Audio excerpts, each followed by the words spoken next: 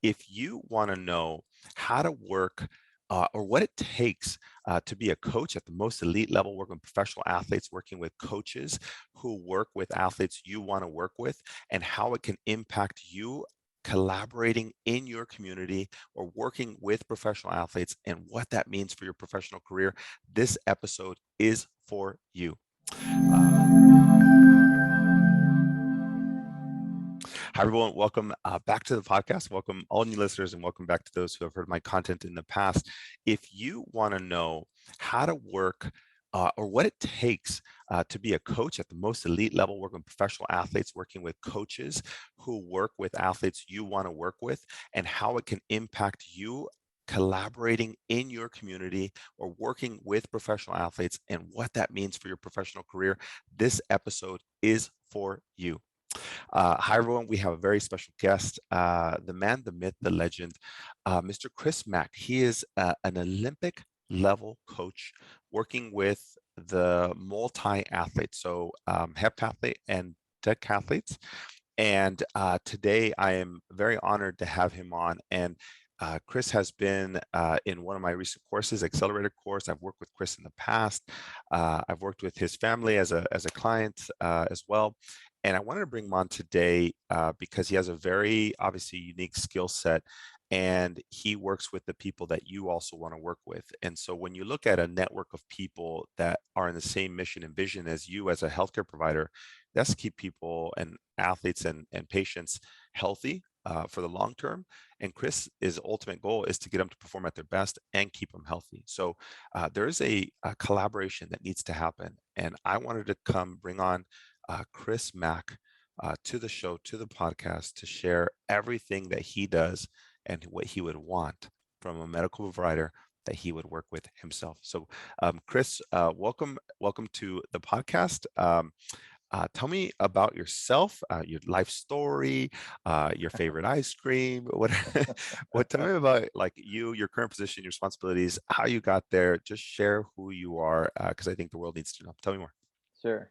First, thanks, Kris, for letting me be on your podcast. And yeah, I guess I'll go a little bit of where I am currently, and then maybe Yep. we can work our way to how I got here. Yep. So currently, I work for USA Track and Field. I work at the Chula Vista Elite Athlete Training Center, where USATF has what's called a residence program, which basically means that post-collegiate athletes who have close to what's called the Olympic A standard in their event can apply and come and train at the center full time, allowing them to focus obviously on their training and helping prepare themselves for their ultimate goal, which is to make the Olympic team and then from there make the podium. So you kind of got those steps along the way. I do work with primarily right now the heptathlon and the decathlon, so the combined event athletes. For those that don't know what that is, for the heptathlon, they do 7 events over 2 days. For the decathlon, 10 events over 2 days, and it covers the whole gamut of speed and power events. So for the women, they run the 100-meter hurdles, they high jump, they throw the shot put, and they end day one with the 200 meters.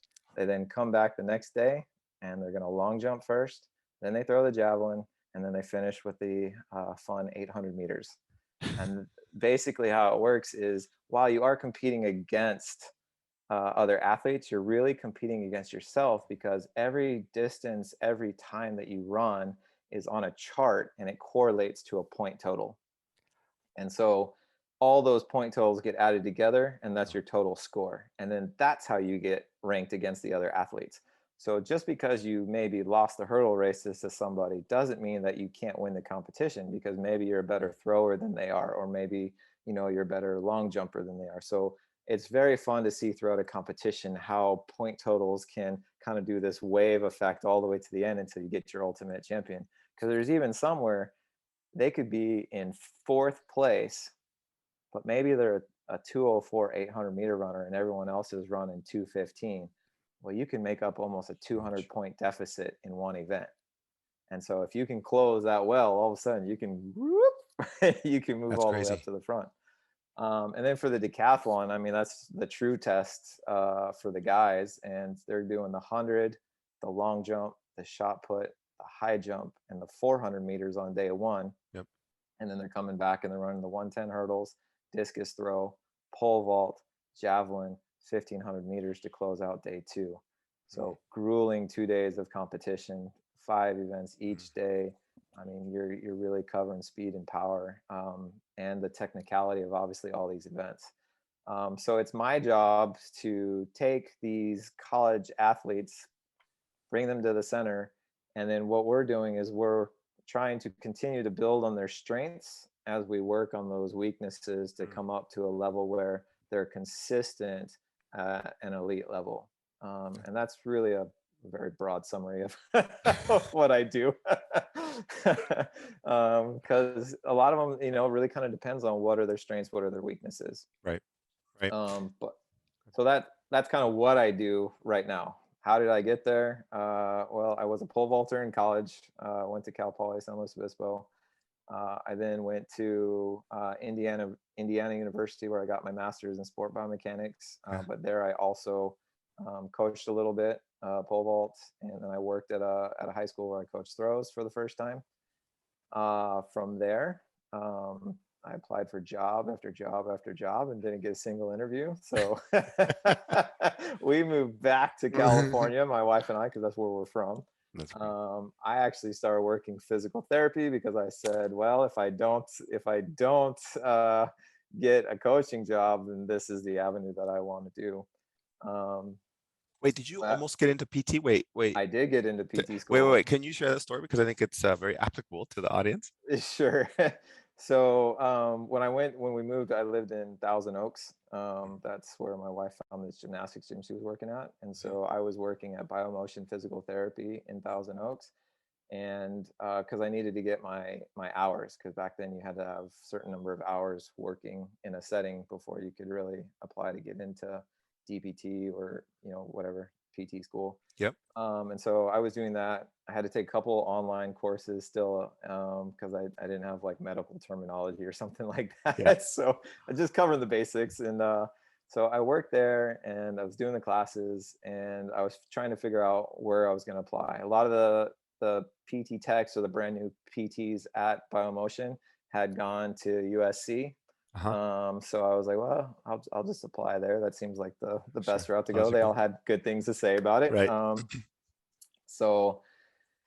But during this whole process, I'm still applying for track jobs because in the back of my mind, I'm like, that's what I really want to do. That's what I really want to do.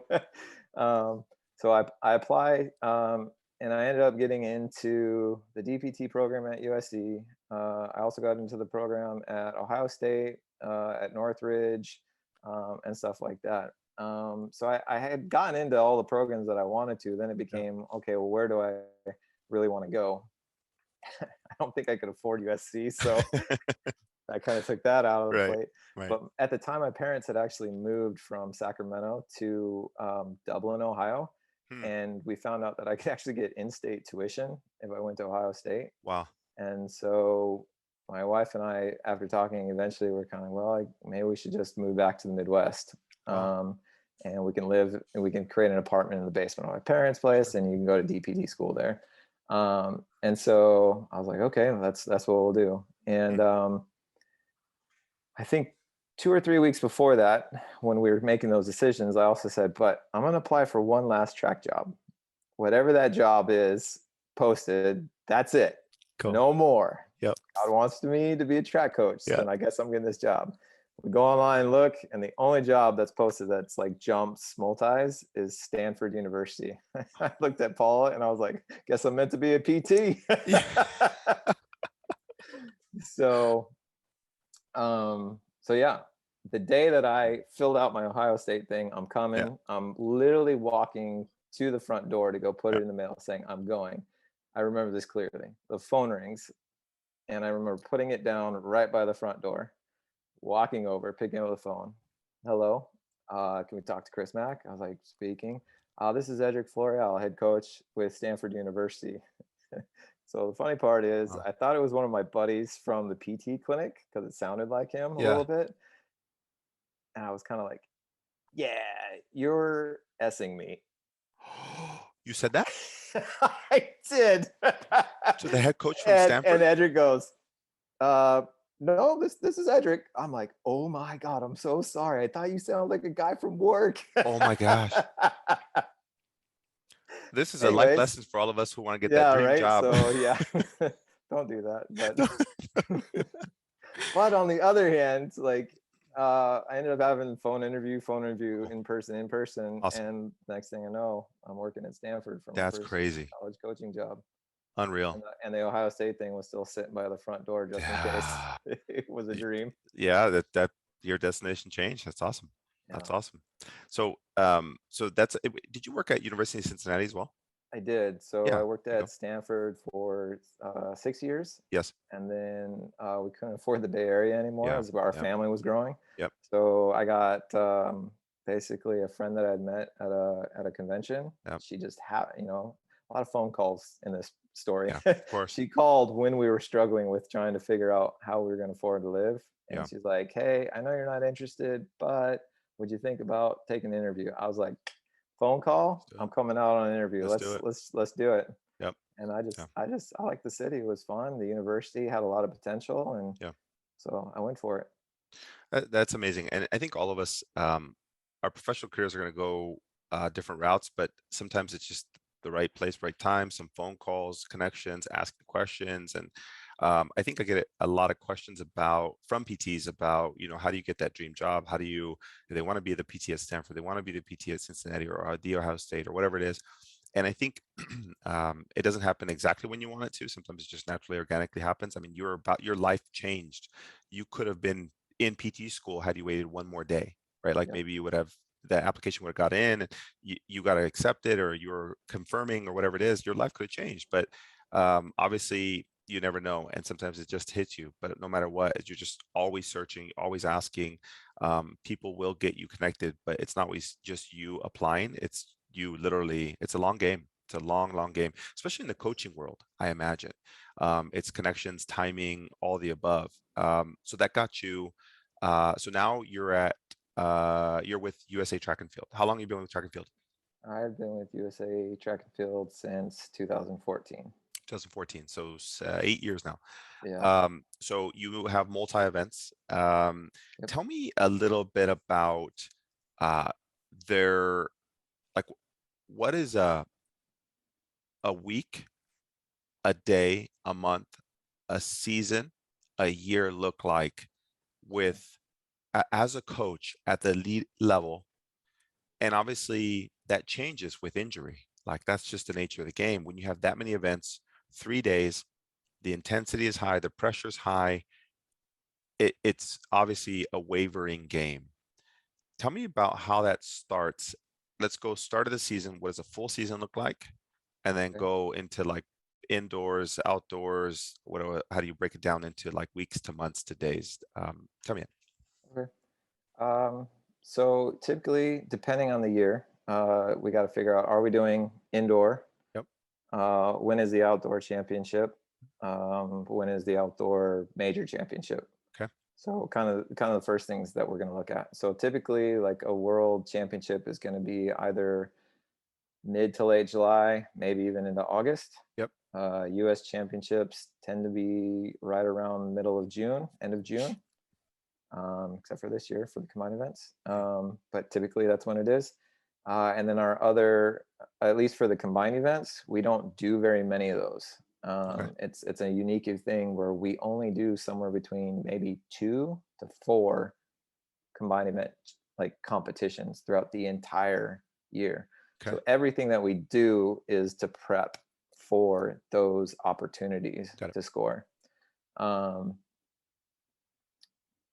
my friend Gar, who coaches the Olympic champions decathlon, he put it this way once: think of training for the Masters all year round, and you Right. only get one opportunity, That's crazy.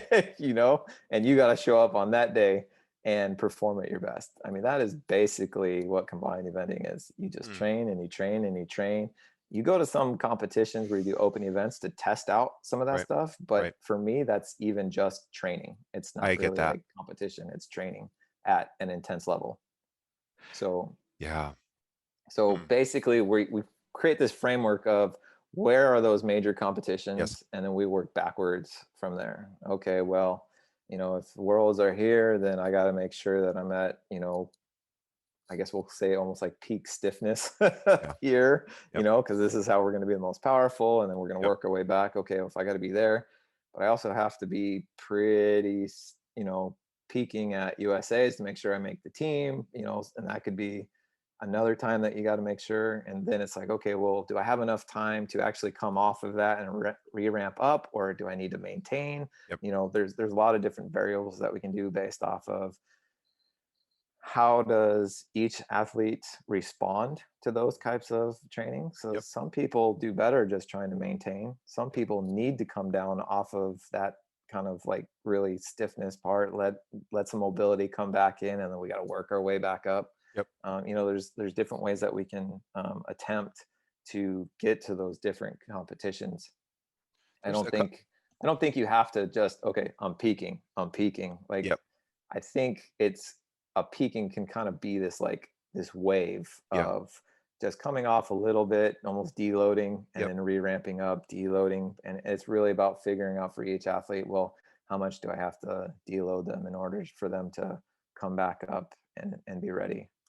You said something interesting there, Chris, that I think that not a lot of PTs consider. It's new in our world. It newer in that in our ideal world, we want to have like the best movement quality on the planet. We want everybody to move just right. We want them to have the perfect mobility. We want them to have the best flexibility on the planet, and we want their glutes as strong as possible, and we want their mobility of their ankle just right. And I'm exaggerating this, but ultimately in our head, we know what perfect looks like. In our like in theory, right? But then in what you just said right now changes the game for us. And for all the PTs listening, you have to get what you can out of what he's saying. He said, you want a point of stiffness, like peak stiffness, and you might come down and give them some mobility, meaning you didn't want them super mobile at the peak. You want them a little stiff. Now, for PTs, that's a little mind blowing. You're like, in our world, we're like, oh, we want like the greatest mobility. Why would you want them stiff? We want them to move well. In your head, from a performance standpoint, that is very different in the timing of the season, because if they come mobile but not stiff, you don't have somebody who's maybe elastic, they're not powerful, but then there's some body types who might do better with some of these things. And you're trying to play with the ebb and flow of what the season is, but then per the athlete, how do they function best? And I'm sure that takes a season at least to get to know them. So, Right. Chris, can you talk about a couple things? Tell me about stiffness and mobility. Um, how, why do you have a difference in peaking somebody with those two variables? And then number two, how do you decide when to do that with athletes based on their body type or how they responded in the past? Okay, I'll do my best. Yeah. Okay, so when we start the season, Yep. this is a great time for reassessing mobility Yes. and also doing a lot of kind of like remedial tendon strengthening type of Yep. exercises. Yep. So for us in a track and field world, that's a lot of just dribbling, learning how to have tall on top of hips posture, stepping over the ankle, stepping over the shin. And so we can start assessing a little bit of, okay, for instance, right now we're even just seeing with some of the gait patterns of some people that as they're doing their dribbles, maybe one foot has a tendency to tip in. Yep. It's like, Yep. okay, well, maybe we need to, let sports medicine know, hey, we need to do some, foot Yeah. strengthening exercises to make sure that that doesn't become something that down Yep. the road is gonna hurt us. Yep. Um, from there, so a lot of that is general training. It's not going to be a lot of event specific work.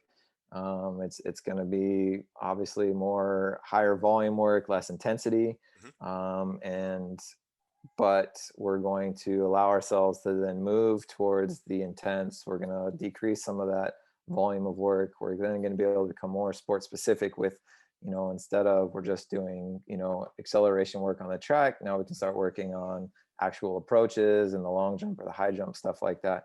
So by moving from the general to the specific, that in itself of going from a volume, I guess we'll say volume intensive. That doesn't make quite sense, but more when you have more volume, and then we start to grease that, and then we're bringing the intensity, and we're crossing Yes. over.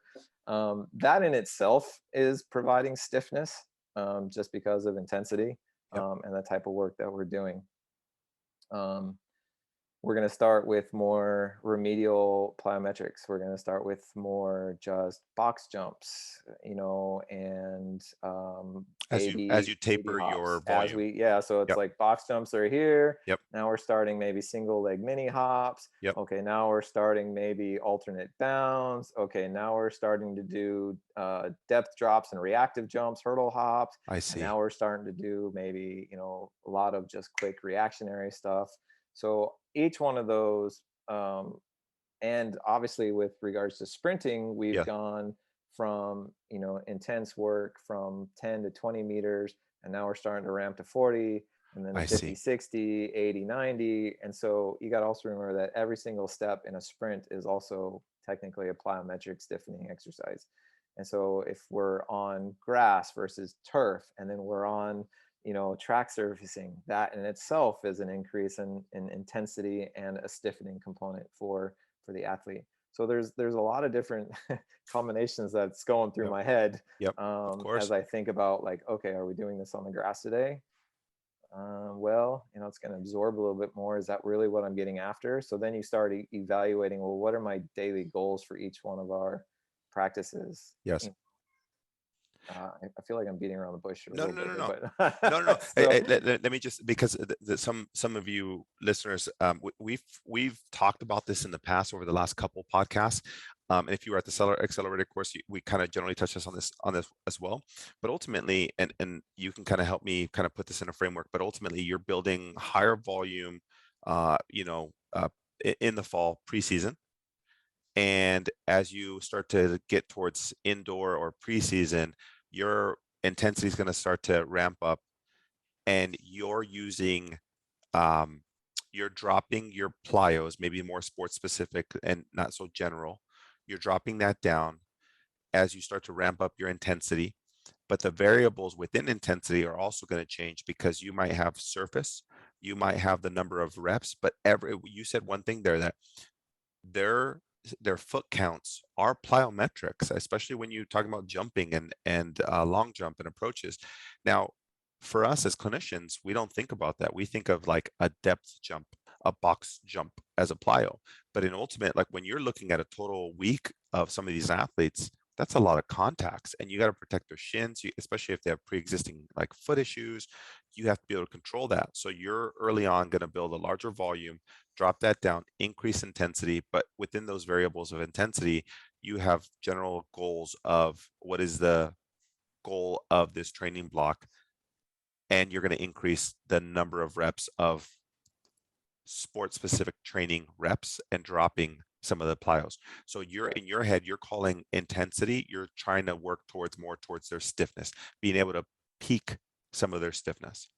Yeah, Is that correct? that's correct. Yeah. Okay, so then stiffness in your head, is that tendon stiffness? Is that like neuromuscular? Is that like central nervous system development? How do you generalize the term stiffness for you? For me, I guess it would be a little bit on the more of the tendon stiffness, Yep. because I need that quick Yep. response, because for sprinting, we want less ground time, Yep. but we Of want to course. make the maximum amount of force as possible. Yep. For the long jump, we want to have that ideal amortization phase on the board, but we still got to be able to get off of the board and project ourselves in Yep. the correct direction. Same thing with obviously the high jump and stuff like that. So stiffness for me is just the ability, almost that stretch reflex Got really it. fires and gets us off the ground. So that's Boom. that's in my mind, that's stiffness. That's beautiful. Like simplify it for us, because ultimately stretch reflex, beautiful. We can get that. But ultimately in the preseason or in off season, you're not even touching that. I mean, sorry, that's less of a priority for you. That makes total Correct. sense. Yeah. Yeah, you're just trying to build foundational general movement patterns so that they're ready to rock and roll. And when you hit the ground running, literally, with stiffness, that they already have the foundational work, and now you don't have to waste time anymore. Now you can put the building blocks on their specific sport training. Correct. So Got for it. instance, say like in the fall, like we never get away from speed because that is our bread and butter. We always have to have some element of speed. Yes. And we can do that multiple ways in that general part. Okay. We can work agility ladders and just Yes. work in quick contacts. Yep. We don't have to be in spikes for that, obviously. We can be full foot. However, one day out of those potential 6 days, I am still going to work 10-meter accelerations.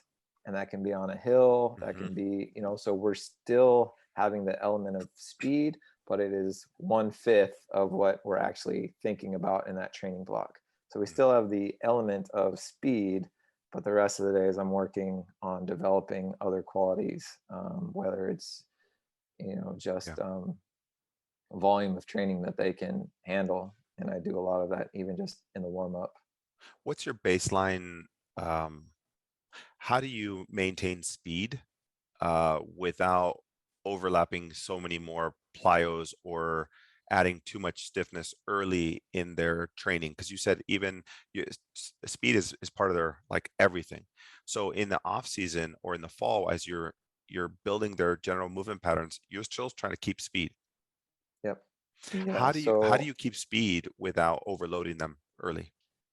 well, we can emphasize speed in the warm up. Okay. So if there's certain drills that we're doing, we can emphasize like, okay, you're doing an A skip, but you're being very passive in how you're bringing the foot down underneath the hip. I need you to react and actually snap that underneath your hip. So we can Interesting. still emphasize the movement that we're Yes. looking for in the correct pattern. And that's really what, you know, when they say sprint drills are Yes. designed for. Like a Yeah. sprint drill is not going to make you faster, Right. but it's going to develop the pattern of movement that we're looking for. I And understand. if we can get it to, you know, if they know like, okay, the down movement is the most important movement of this actual drill, Mhm. then the hope is that that will carry over I as see. we then go from a part to a whole type movement. I see. In most PTs, we would understand speed as like you're doing speed drills. In Mm. your head, you are doing speed drills, but not the way we think about it. We think we like sprints, like 20 meters, flying Sure. 30s, whatever it is. So And you're not actually that is an essence of it, you know, right, like one right. But day you're that is you're what we're doing part doing. versus whole to be able to Correct. still maintain that into a training block where you're not overloading them and you're not adding in too much volume of impact or plyos, but you can still integrate speed within warm-ups without having to do any form of true sprinting. Correct.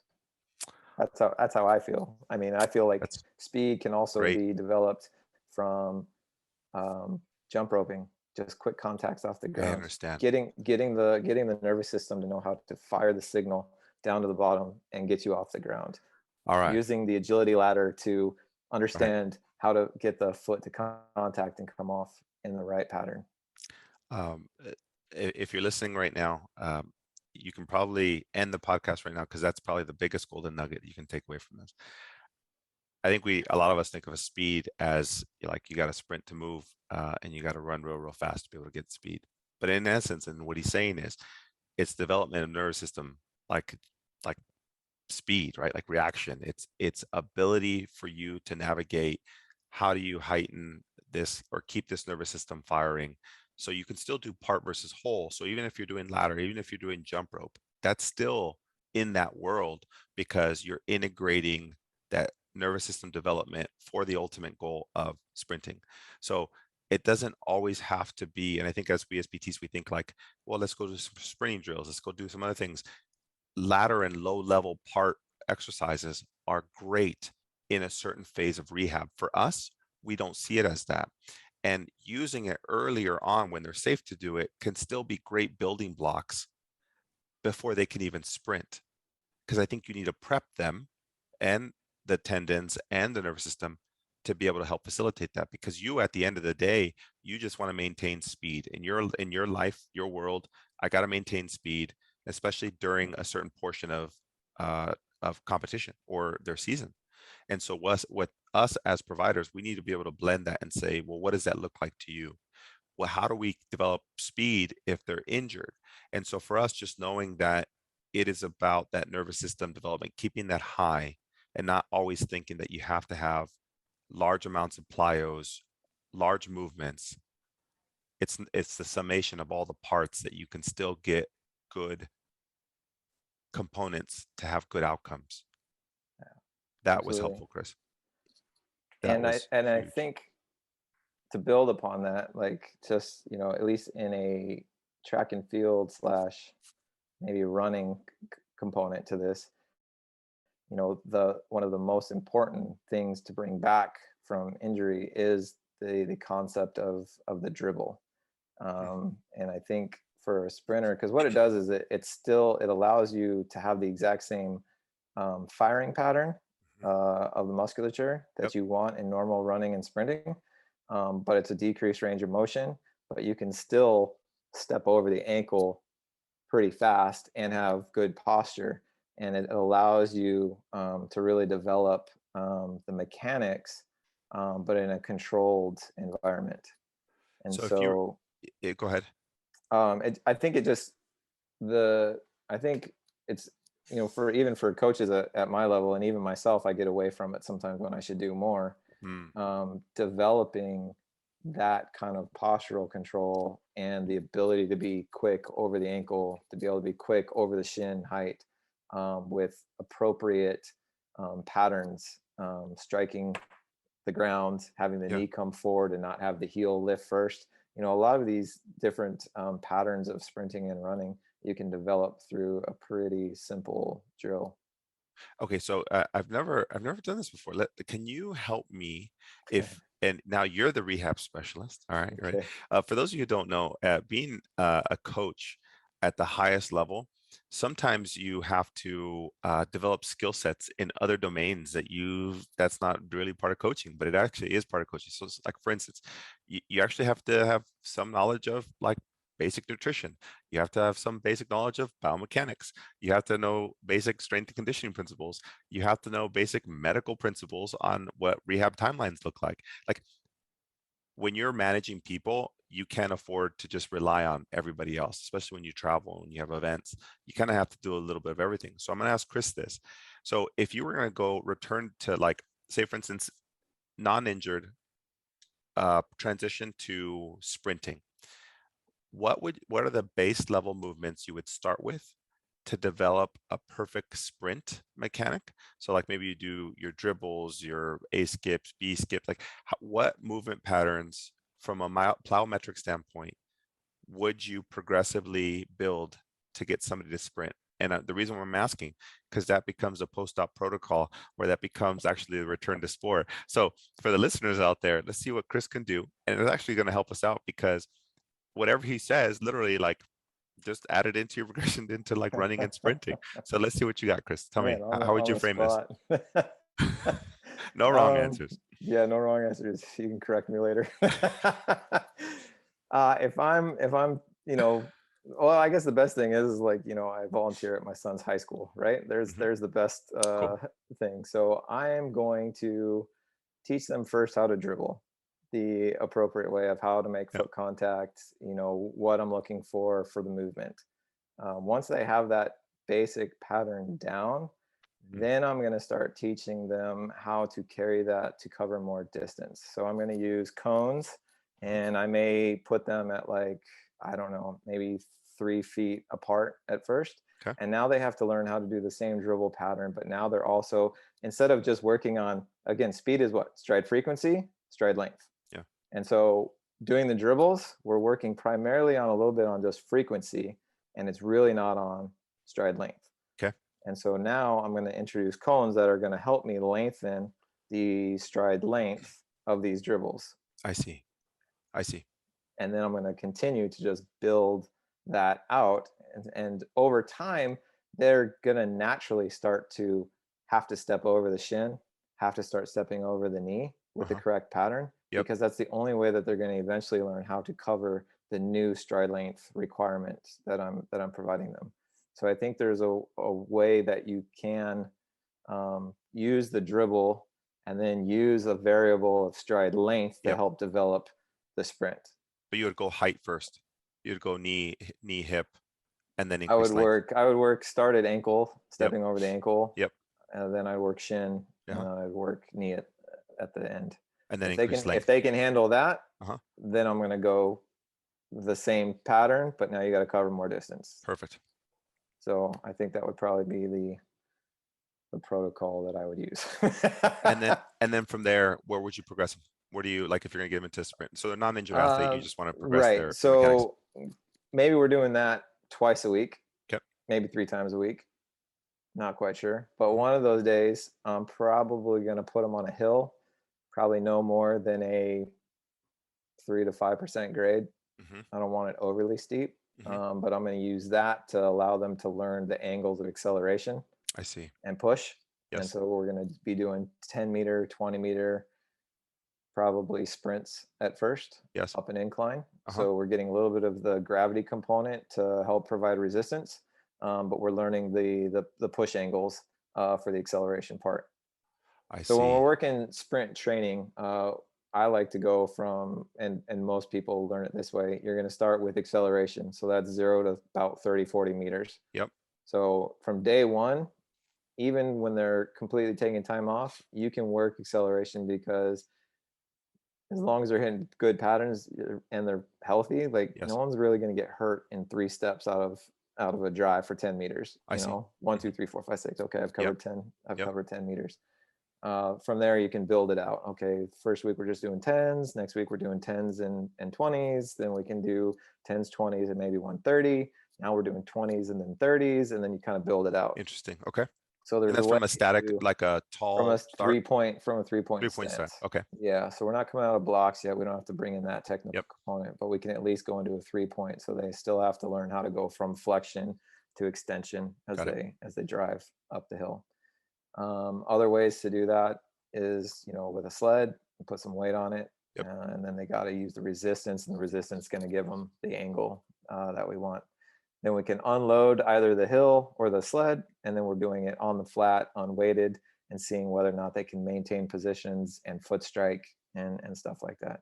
So there's a way early to work on acceleration. Once we're about a month in, we've been doing, acceleration 1 time a week, Yes. maybe then eventually it's 2 times a week. Yep. And then eventually we get to the main, okay, now we're doing a actual acceleration block. We've moved out of the general. Mhm. Now we can hit it 3 times a week. We can go Monday, Wednesday, Friday, 1 time's on the hill, 1 time's with the sled, 1 time's unloaded. And so there's different variables that we can put in to work on the acceleration. Once you've kind of grasped acceleration, eventually you can replace one of those acceleration days with, now we're at max velocity. So now we're somewhere between 30 to maybe 70 meters. And so that's after we've come out of acceleration, now we're upright, and now we're working on our max velocity mechanics at top end speed. And so as we then progress through that, now we're working on, how do we transition up to that point? Got it. That's part of the Yes. acceleration. Got it. And now how do I maintain stride length, stride frequency with good form? And I that's see. where, if you've worked on these dribbles Yes. early on, Yep. that by the time we get to where the acceleration part of training is now max velocity, and we've been working at it kind of at a remedial level on the grass Yes. with the dribbles, Yes. you should be able to combine them together and kind of make this harmonious little transition. How long does that transition take?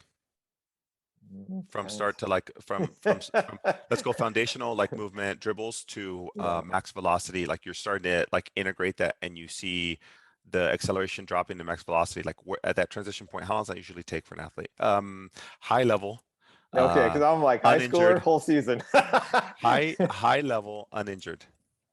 High level uninjured can probably do it in 4 to 6 weeks. Awesome. So let me summarize this for the listeners too, because if you're not on the video portion, his hand movements have been helpful for me to Oh, understand sorry. what he's doing. No, you're good. So for those of you who are on the YouTube channel, you can kind of see the visual component, but ultimately, you're starting dribbles. I'm getting a grasp at this. So you're starting dribbles vertically. You can look at good posture. You're trying to create the framework at the bottom of the pyramid. Is there good posture? Can they maintain that with like low load, no challenges whatsoever? Now it's just mechanical. Then you also integrated the component of looking at you can increase the variable of an incline to look at just acceleration. You're just starting to explore acceleration from a 3-point stance. You're pushing them into an incline. You said 3 to 5 degrees. Yeah, something like that. So 3 nothing or 3 to crazy. 5%, 3 Yeah, to 5%. 5% grade. Yeah. Cool. So nothing crazy, but what you're doing is you're changing their angle. You're allowing them to know what that feels like, and you have no resistance, no nothing. You just change the incline. But he also introduced the aspect of having resistance. So they're having the resistance of a sled now pushes you forward at an angle to allow you to have that same feeling, and you can work on knee drive, hip drive, everything else underneath that. And now you can play with all the variables, but underneath everything, tall, good posture is kind of what you're foundationally working on, good mechanics behind that, the bottom of that pyramid. Then you're playing with resistance, incline to be able to challenge them.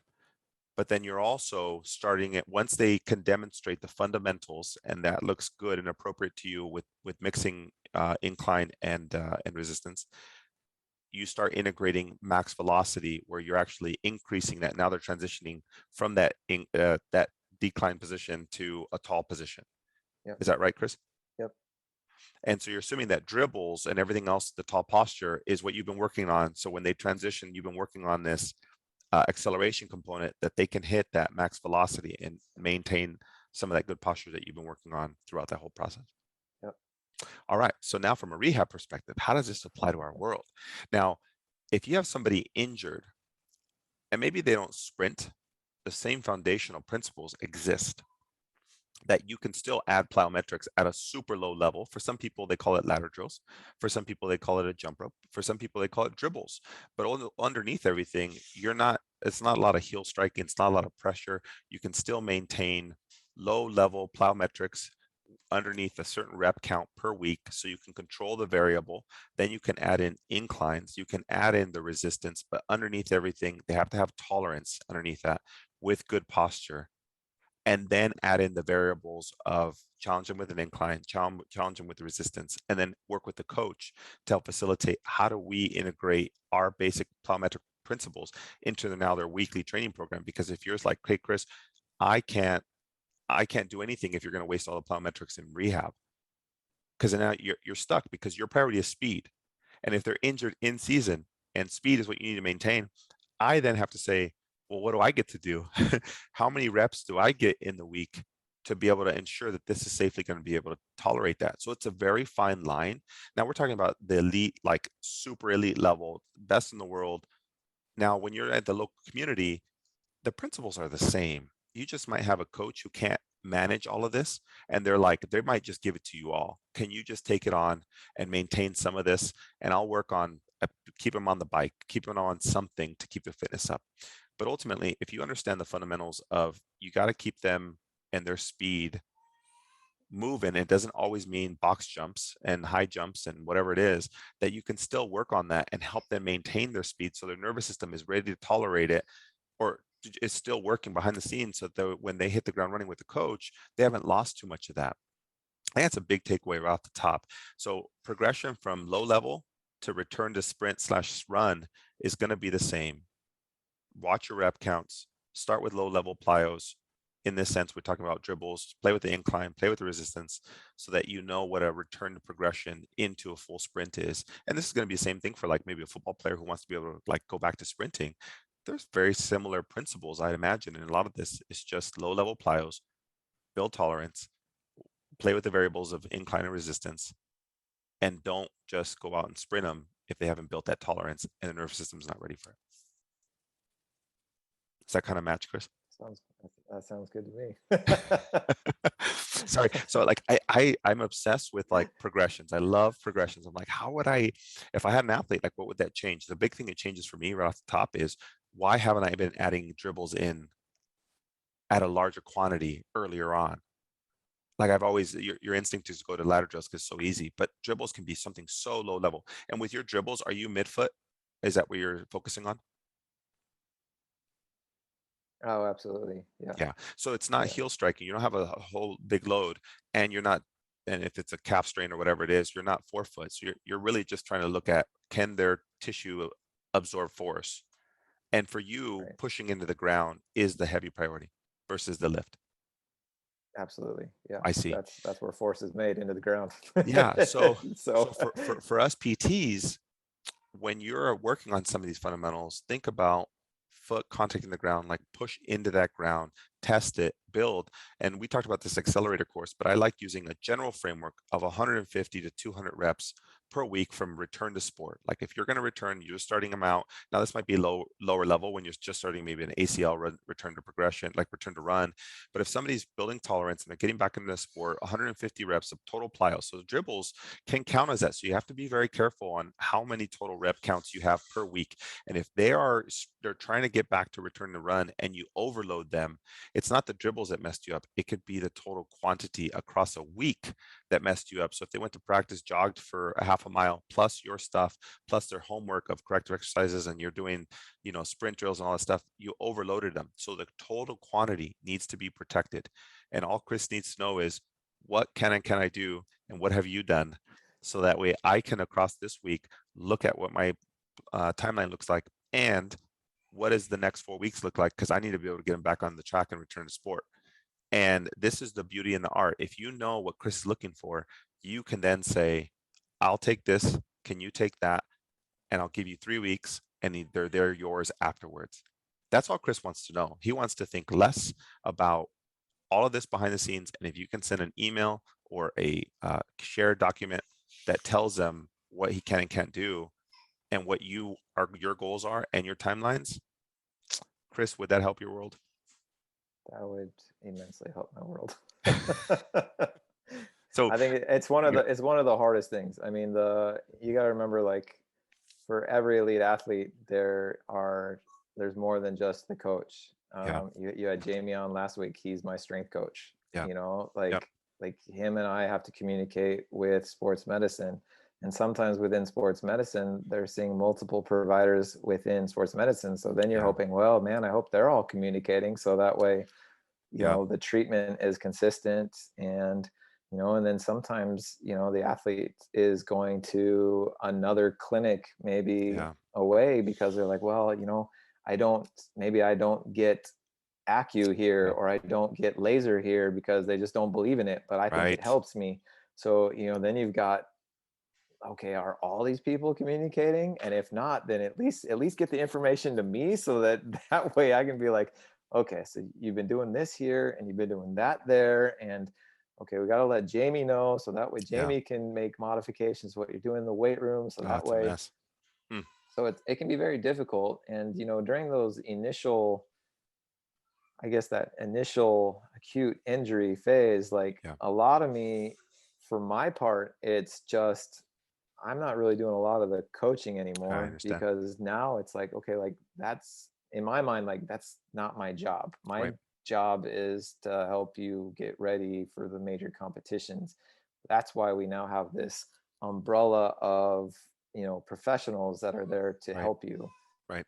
So, but like you said earlier, and as I found, like, if I don't know trying to do with the athlete, then I'm going to really be out in left field, because I'm just going to be like, well, why can't they come back in 4 days? Well, why can't they come, I thought it was just a grade 1 hamstring strain, like, what do you mean they can't, so even just communicating, and reason why I took your accelerator course is now I have a way better understanding of tissue timelines, and it's like, if the coach has a better understanding of tissue timelines, now at least I'm sitting there and I'm going, dang. It's a little reality check. I was like, it's a little reality check. Dang, this isn't going to work out in my favor. But at least it opened my eyes to, okay, I understand. Okay, the ATC is going to be able to handle this acute phase probably a little bit better than the PT, but the PTs in the clinic got to have a little bit of understanding of what the ATC is doing in the acute phase, and then we can transition to their part. And it's like, they got to have an understanding of what I need them to be able to do when they get back.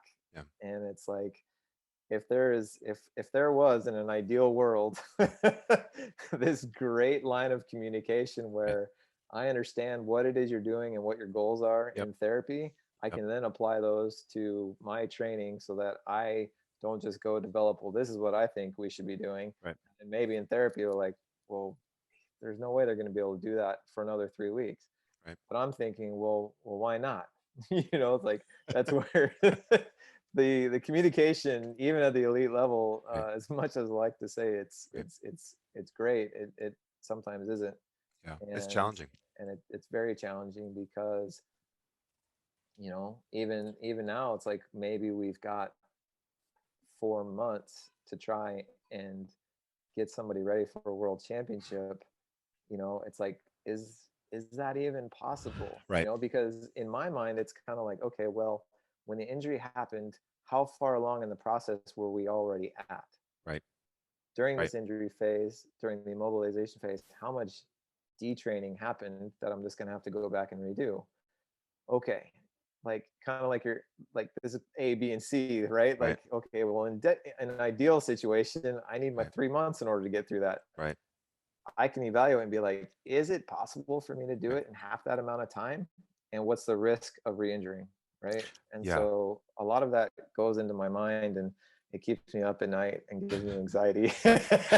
You almost have like too much knowledge. Let me, for those you guys don't know, I mean, if you've been listening to my podcast, you know exactly what he's talking about, because there's layers to the way I framework how I manage athletes, and how I collaborate and communicate with coaches. And just to extrapolate on that, I think if you listen to my podcast, Plan A, Plan B, Plan C, you need to, because what he's talking about there is you always have to have three options for anybody. Like, this is a life lesson. Whenever you have a challenge with an athlete, you're communicating with a coach, you got to have three options: a Plan A, Plan B, Plan C, because what the coach needs to know is, great, basically Plan A is yours. Like, what an ideal scenario, what would the medical professional say? Well, I want 3 months. And the coach has Plan C saying, hey, I want 1 week. Plan B somewhere is this the hybrid in between, and then they're going to gauge what's the risk level based on these plans. What's the risk to the athlete, and what is a detriment in their season? So somewhere is a happy medium of what needs to happen, but it's not your job. Your job is to outline what the potential risk is and what an ideal scenario looks like, and then the coach and athlete have to decide, all right, what does this mean? What meets am I missing? How does this impact? What can I push and pull? Can I back off the track a little bit and do less speed work? Can I do less plyos but still keep them fit? Can I work on the throw aspect? There's so many layers to this. If you asked me what my dream world is to have medical professionals, I don't even care like what discipline they are, but I'm biased towards PTs. Have PTs who understand this concept, who, even if they've never worked professional career, like professional sports their whole life, being able to say that they can manage somebody acutely with a general framework, have a progression of understanding how to get somebody back to sport in a normal fashion, and being able to communicate with a coach, Plan A, Plan B, Plan C, provide the outline, provide the options, and actually communicate with them. The reason why I came up with this concept is I used to work at the United States Olympic Committee.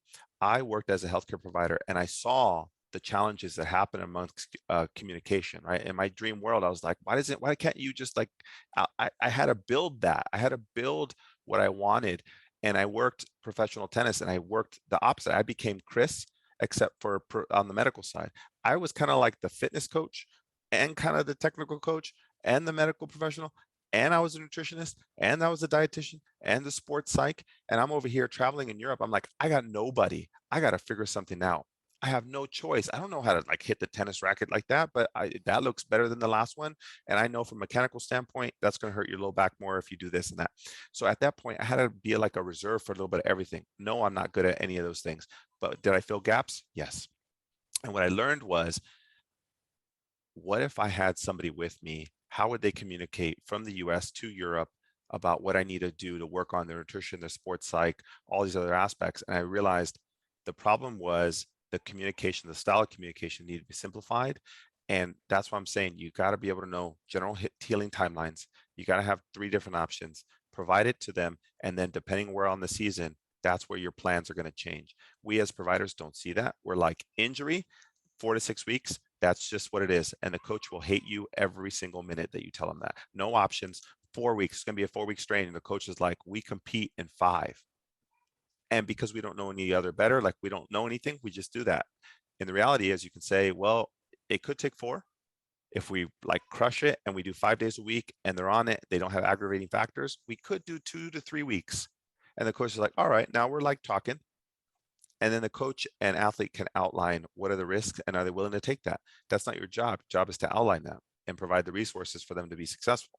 So yeah, no, Kris, Kris took my accelerator course. He was a coach taking a physical therapy, sports physical therapy, acute injury management accelerator course for the reason of he wanted to understand timelines so he can better understand where medical decisions would be made. And then he has a general framework of an injury and not how to mess his athletes up. Because that's typically what happens in the acute injury phase. It's not the like things that you do to it, like treatment wise, it's the things that you do that worsening it, that the athlete doesn't even know that they're making it worse, or the coach doesn't even know. The worst thing you can do is move them. Don't move them. Don't aggravate it. Decrease the irritation. Priority number 1. And it's not the coach's fault. They don't know any better. They don't know any better. It's like, it's just, they think that if I stretch a hamstring, a fresh hamstring strain, it's like helping it. Don't touch it. Leave it alone. But sometimes just having that framework helps them out. So yeah, Kris, I appreciate that. I think ultimately, it's almost too much information. Now you're like, dang it. Now you have like a fresh injury. You're like, well, darn it, that could be 2 weeks, that could be 4 or 6. But yeah, no. So for you, what was the bigger takeaways taking an accelerator course, now managing your athletes? Kind of like we touched on, I feel I do have a little bit more understanding of those timelines, Mm. but also I guess you could say the risk inherent in those timelines if I choose to try to Yeah. push them, because a lot of times, we could be over in Europe, and if it's just me, and Yeah. maybe we're 3 days out from a huge heptathlon, and all of a sudden they're kind of being a little grabby with like a hip flexor, and it's Aye. like, okay, like, what's my plan? Okay, if we have to compete, Yep. say this is worlds, what are my options? Okay, so like, then it comes down to a little bit of, okay, let's look at a little bit of mobility and strength, make sure that it's Yeah. not maybe in that strain Yeah. level. Yeah. Maybe it's just hips are out of alignment, Yeah. or Yeah. something along those lines. Like, okay, this is possible. We just got to let it calm down. We Yeah. can work a little mobility. Yep. Maybe we'll use a little KT tape to Oh, aid it. love it. And Yeah. then for me, YouTube's my best friend because I just take For sure. a big old roll of KT Here tape. we go. I Strap look it up, on. I look up what I think I need, Yeah. and then I just, I don't know. I guess luckily I did have all that different Yeah. education and Yeah. everything. Of course. As you saw, I'm a Yeah. decent taper, Yeah. so It's pretty good. um, so I understand when they Yeah. say like 70% stretch, Yep. 90% stretch, Yep. all that stuff. So I feel like I have a general understanding, but I think that's where like most coaches, if you, especially in the combined events, we just can't travel with all the personnel Can't. all the I get time. it. And I get it. so I've got to be able to help the athletes when we're there. You said something earlier I want to touch on too. You said sometimes the communication is tough with athletes at all levels, but especially at the higher level, no matter what organization, it's always tough because when you have high level athletes, they require a lot of work and attention. Not like, I don't care who, what league, NFL, NHL, it doesn't matter.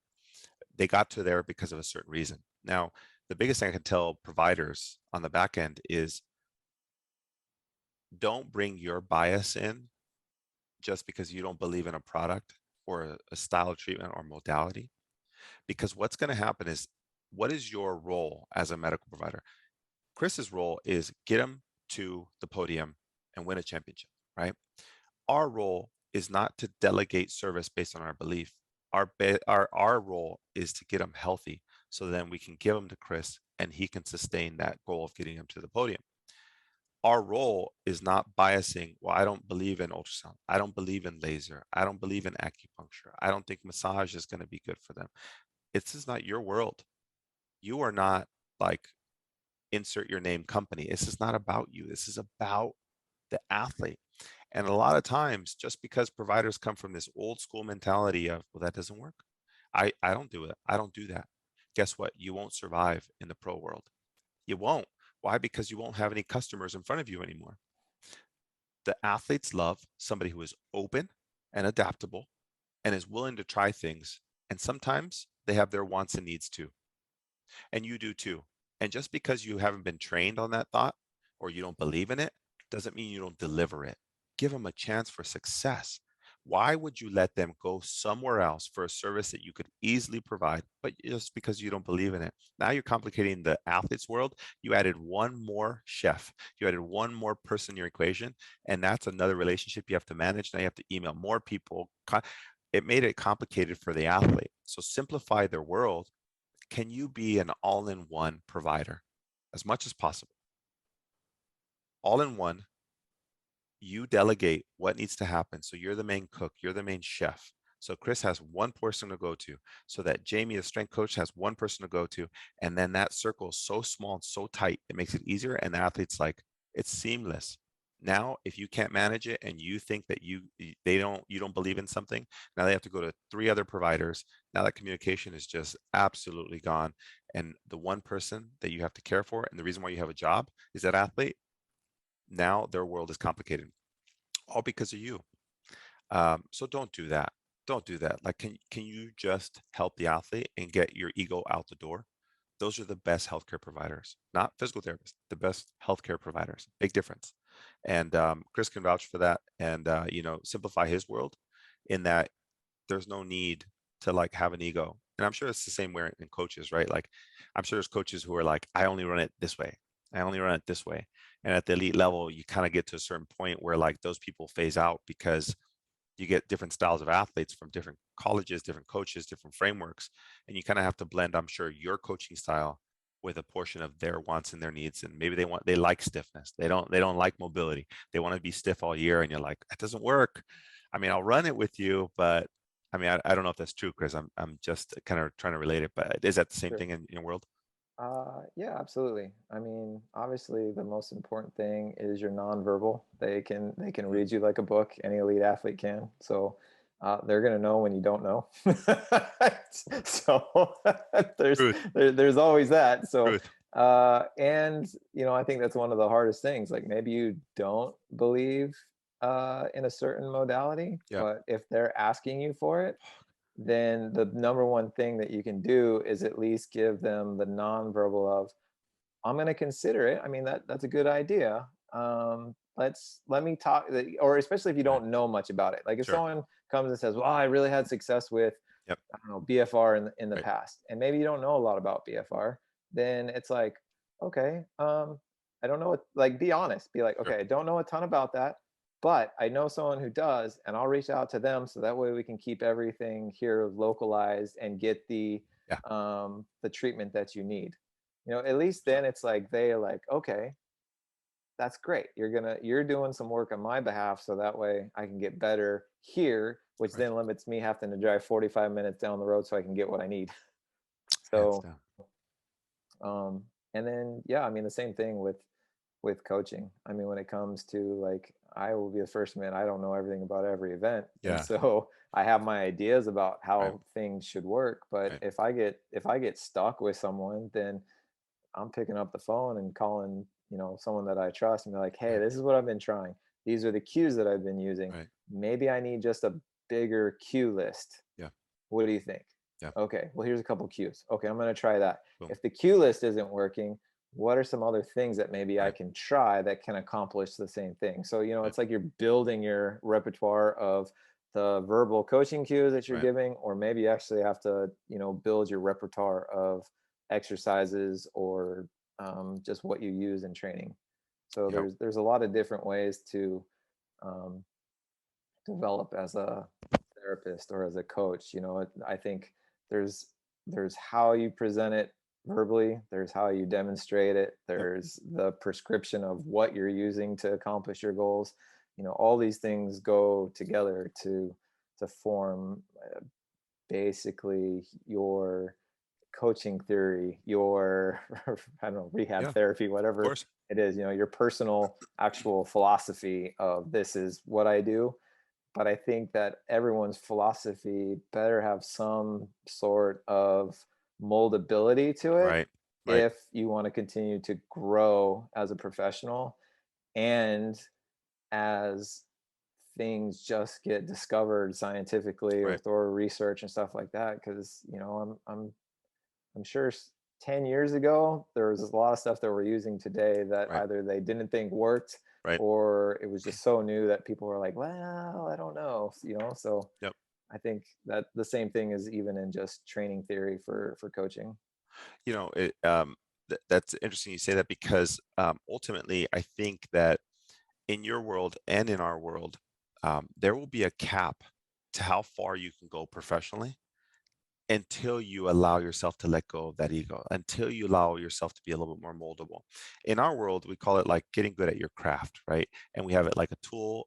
You add more tools to your toolbox. That's generally like what the framework has been. It's the same design, same framework, but ultimately, um, and I spoke with Jamie about this, that the jobs that you will get at the elite level won't always be because you applied to them. Sometimes you're just going to have coaches who are not even part of the medical world, might be like, that's a great provider. And they meet somebody who's looking for a job in the Ohio State University. And maybe that medical provider, well, that was their dream job. And they're like, hey, I heard through the grapevine, they're looking for PT or whatever it is. And this person's going to be amazing. I can tell you, they're moldable, they're adaptable, they got a great skill set, they're coachable, they're going to fit within a domain. That will give you opportunities to go to that next level. Learning new mobilization techniques and declining people from ultrasound or declining people from a modality are not going to get you that. Why? Not because you have the best skill set, is because of other people seeing how moldable you are to put you into their network. That's ultimately what it is. You're not a physical therapist. You're an asset to this network of people who are going to manage athletes. So if you're looking for a dream job, these are important skill sets that you need to have. And Kris, who works at the elite level, is literally telling you you have to, like, that's what he wants probably in his network of managing his athletes. That's what he's looking for. So Kris, I have one last question for you. Sure. What advice would you give to, I just kind of gave a general outline of what I think sports PT should be doing, but what advice, you've worked with a lot of healthcare providers, and we're talking about athletic trainers, physical therapists, chiropractors, what advice would you say you'd give to like sports PTs who want to work with people like you, or become part of a network of, at the elite level? What would you say you would give it? What advice would you give them to like be able to collaborate or enter that world of professional sports, and then just improve their skill set of how to manage athletes with the styles that you're talking about? I think the maybe one of the first things you got to do is, like you kind of said, you need to find a way into that environment. And that may, for a lot of coaches, sometimes that's, well, if you want to be D1, maybe you need to be a volunteer assistant at a Yeah. D1 school, or an Yep. intern or something like that, right? It's Yep. like sometimes it's like, okay, because like you said, and even in my world, especially as we talked about even my journey, it wasn't about who I knew, Yeah. it was who knew me. Interesting. So there's a difference, right? Yeah. Big difference. So my head coach at Cal Poly knew me, knew my work ethic, knew my ability to learn, Hmm. and she was fishing buddies with the head coach at Stanford. Crazy. So it You was never who know. I knew, or Yeah. not who I knew, it was who Right. knew me That's that could crazy. then recommend, because they're like, okay, I hear you're looking for a new coach. You're looking for someone that can make the adaptation to D1 real quick, Yeah. who can learn, Yeah. but also will, and it's like, just because of my relationship, I mean, she didn't even know that I applied. I just kind of, Crazy. put her name down, and it's like, well, maybe this will help, That's but crazy. it's a lot of it is who knows you. and Yeah. and so networking is good, because maybe now they know you, but do they Right. actually know you? Right. Because you've gone and maybe you shadowed them for a while, and you got Yep. to understand what they do. Yeah. um but absolutely, like if I were looking for like a sports PT, then Yep. I'm going to reach out to certain people. Yep. Say all of a sudden I have a budget, and it's like, wow, I can now travel with someone to Europe with Awesome. me. Yep. Well, there's probably, I don't know, three Mm. people right now Yep.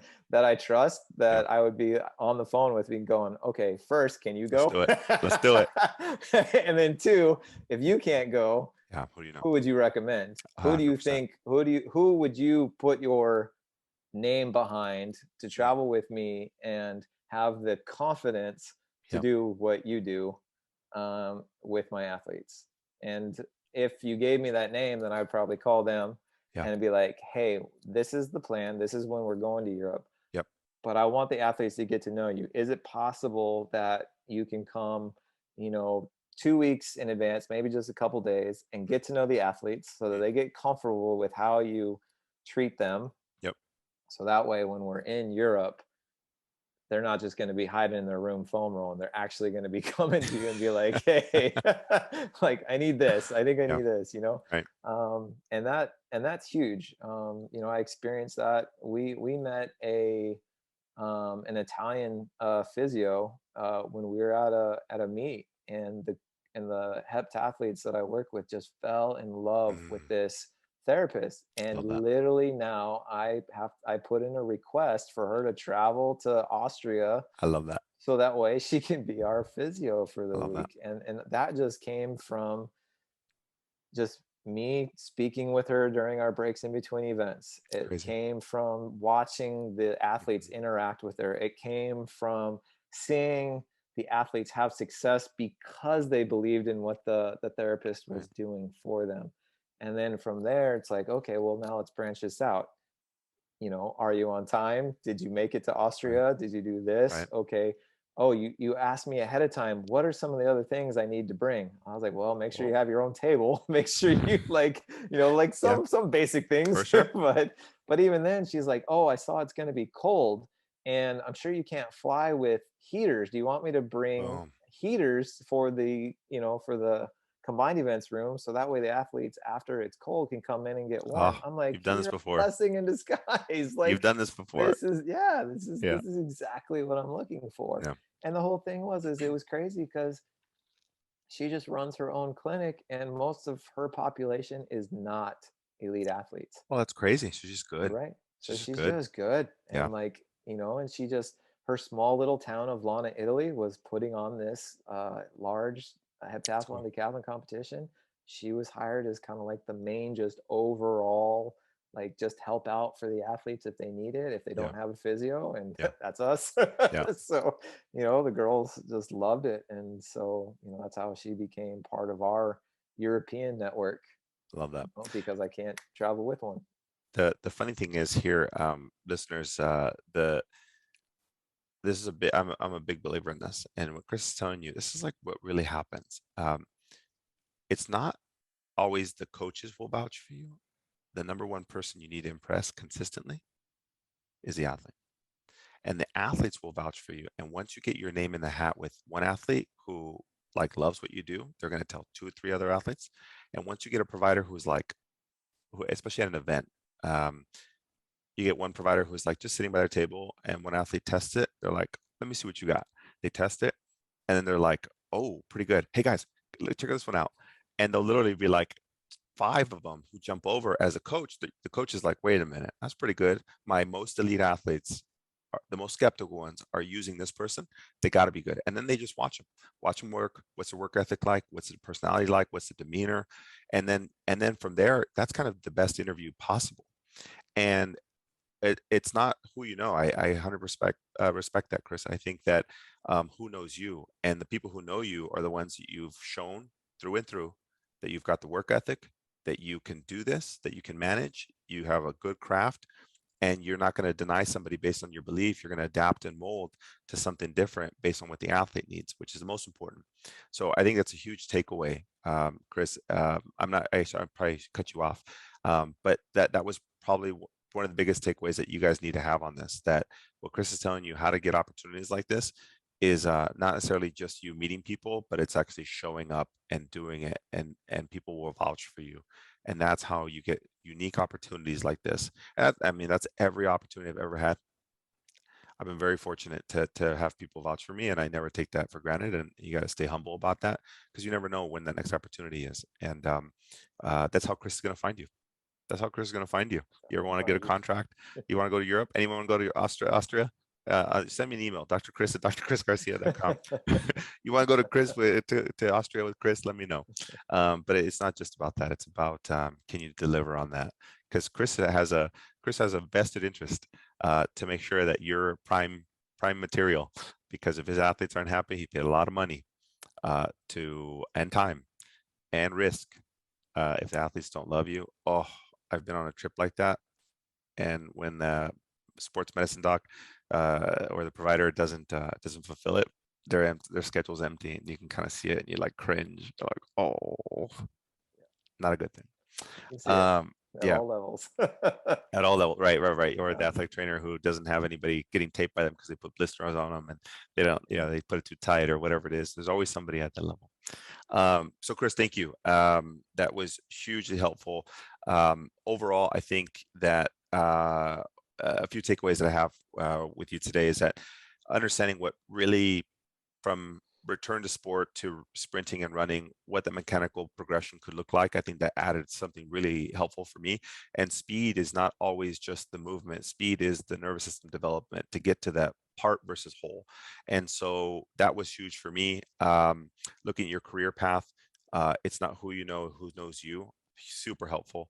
And then your perspective on you're going to reach out to people, and it's the real deal of how you naturally find people. But ultimately, those people aren't even get thrown into the hat until they've proven it with athletes through and through or other professionals, and that's how they're going to do it. So basically, you can't expedite this. This is literally, you got to prove it, work on it, get your name known, not just you meet other people. Get your name known. You got to prove it. From there, you'll get unique opportunities, and then put yourself in these circles with people like Chris. So if you, I'm trying to steal Chris for my strength and conditioning summit. I haven't finalized this, but I'm trying to get Chris into my strength and conditioning summit. He might be at World Championships, but we'll see. We'll see if we can get him to fly in a little earlier. But if you guys haven't, and you're learning, you want to learn more of a framework for coaching and strength and conditioning, and how that integrates with people like Chris or people like Jamie, like we had last week on the podcast, you got to consider my strength and conditioning summit. This is where we're going to go over program design, progressions, return to run, return to strength and conditioning, injury prevention, wellness, whatever you want to call it. So if we can get Chris and Jamie in events like that, it'll help you understand truly what you do for athletes at the highest level. So Chris, thank you for having me. Thank you for coming Yeah, on board. thank you. Two Chris's on the same podcast is confusing. Thank you for being on board, and I really appreciate you taking your time and everything that you do for our athletes and us as providers. This was super helpful for all the sports PTs out there. If you see Chris around, give him a big thank you. And if you want to go to Austria, email me, and we'll work some magic with Chris. Thanks again, Chris. I appreciate it. Thank you.